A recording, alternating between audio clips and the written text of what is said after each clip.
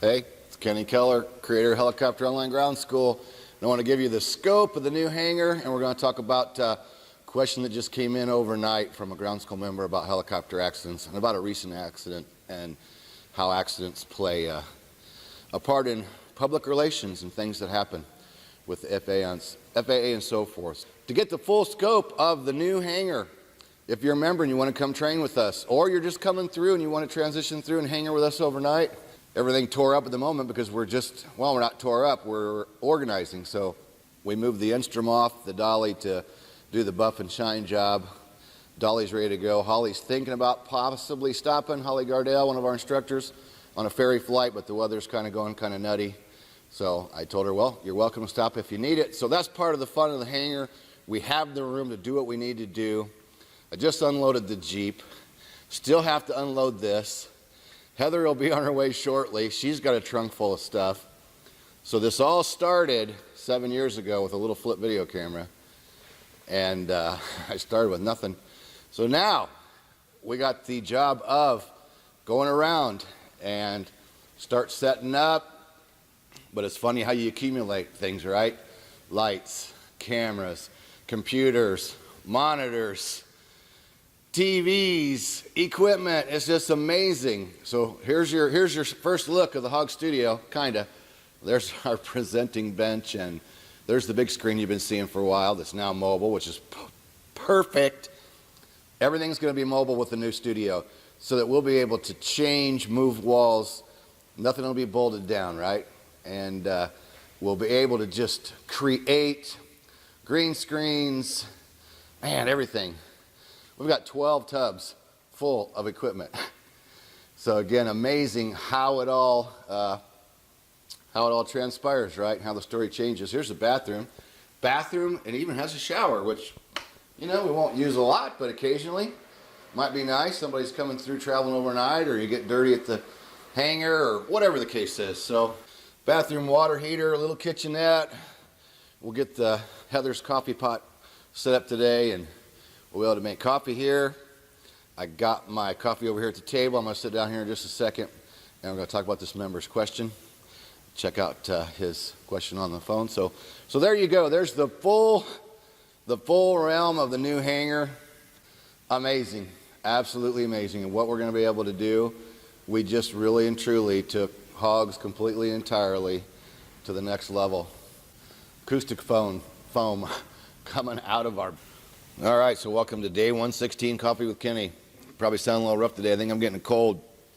We've been working really hard with the big move, but it's all good, right? It's all progress, all moving forward. So from this member, hey Kenny, I'd like to get your take on the attached link. It appears that one lawmaker is trying to use this tragic, fatal accident as an opportunity to put all helicopter tour operators out of business on the island to please your district. This is an operator that I plan to seek an employment interview with when I move back to Hawaii in a few months.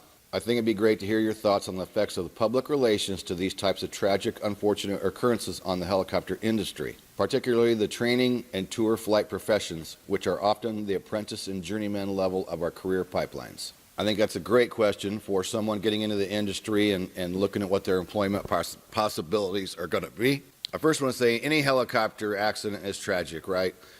And I'm careful to never comment on recent accidents until we know more. So I'm not going to speculate on any particular accident recently. I'm going to answer the question as he's asking it about how do I think it affects the industry. And, I know there's been some tour operator crashes recently. I know there's also some news crashes now and then. I still don't think it's as bad as the EMS crashes. I think EMS is probably still the worst. But I also think there's so many scenarios on things that can go wrong, so many scenarios with helicopter accidents. Sometimes the pilot's fault, sometimes maintenance. So I think it's very hard to just pinpoint one area of blame because there's always circumstances for every single one individual accident. And again, I have to say, anytime I hear a helicopter goes down, my heart sinks every single time. So they're always tragic. I always feel for the operators and the pilots and the families and anybody involved, of course, and want to respect, the people involved in these types of things. And I guess I also have to say, a lot of times we have knee-jerk reactions, or the press has knee-jerk reactions, or the FAA or some lawmaker. With time, these things settle. The FAA still governs what we do as helicopter pilots.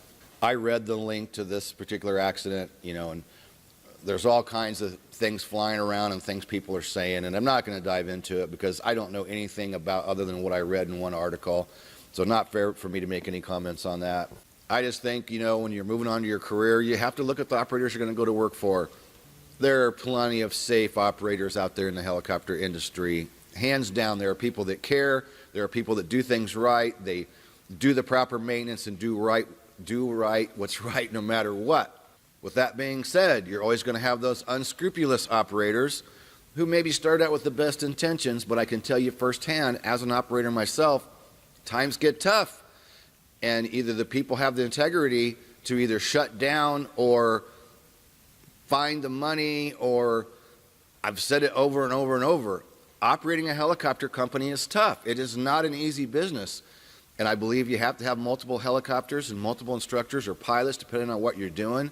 They can be profitable and they can be operated safely, but it takes a lot of work. And the operators, the people in charge have to have integrity and do what's right and do what it takes to have a safe operation. And us as pilots, we have to do the same thing. We have to choose who we work for. And you'll get a feel. You'll see. You'll feel. The scenarios here are endless. There's so much good that goes on in our industry, but then there's so much bad too. And that's any industry. It's not just the helicopter world. It really is any industry.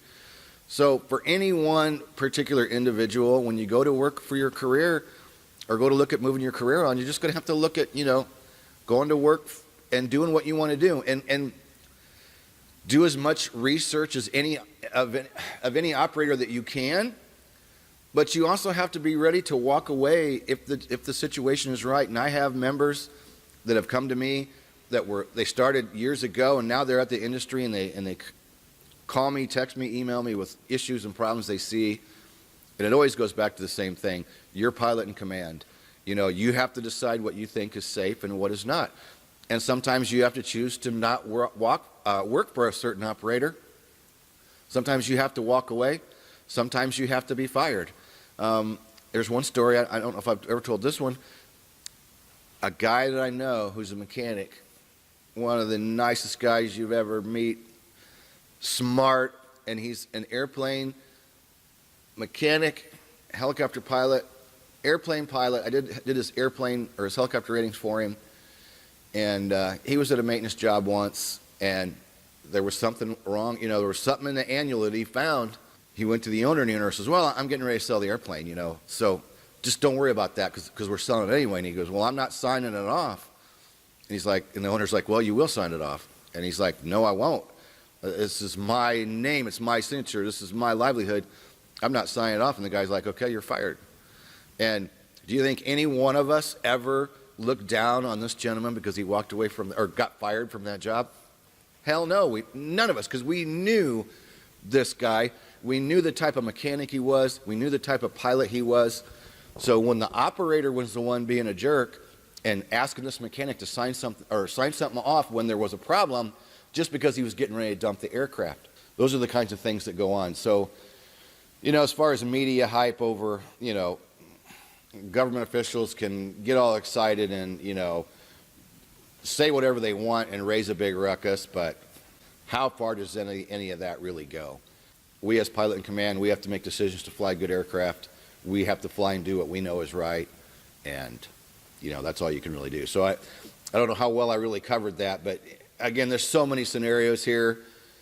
It's just endless. It goes back to being the best you can be as knowledgeable as you can be, researching the companies you go to work for. Once you start working for them, you'll get a feel of what's going on. Pilots will tell you, customers will tell you, students will tell you. You'll hear things, and if you have to, you confront management. And either you feel like your thoughts are being taken into consideration, and an operator's trying to do the right thing, or you'll get the feeling that they're not.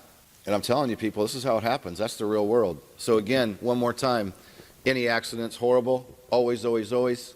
And I just don't think I'd spend too much time worrying about what, legislators write, or, what they do and what they say. And sometimes it's just not good to even be on the internet, if you know what I'm saying.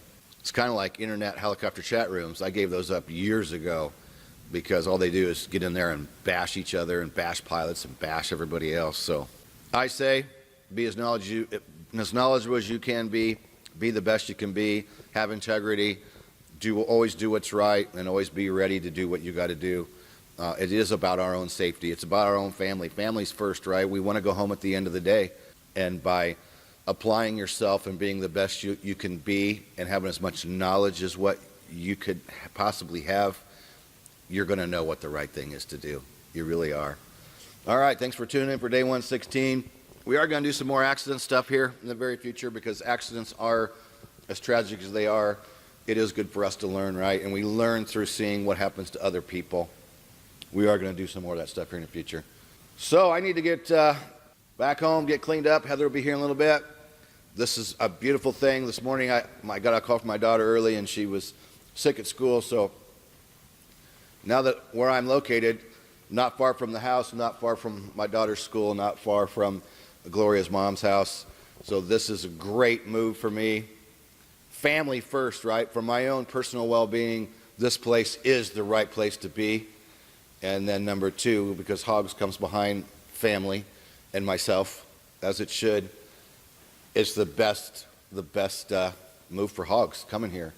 So we'll keep you informed, keep tuning in daily to see the changes, and we'll have a big unveil when we have our first set ready to go, because we're going to have multiple sets.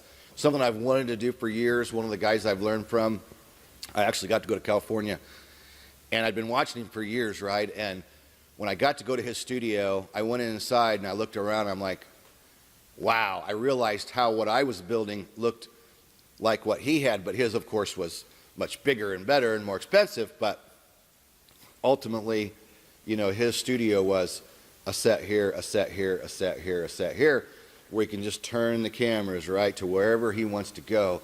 And we're going to be able to do that same thing here with having a couple of spots set up for, you know, sets that just kind of stay all the time, but we can also, we'll be able to move walls, and going this week to look at some portable walls. Exciting stuff. Exciting stuff. Tune in tomorrow for day 117. Do me a favor, like and subscribe to the channel so you get notification every day. Half an hour before we go premiere each day's video, you will get a notification.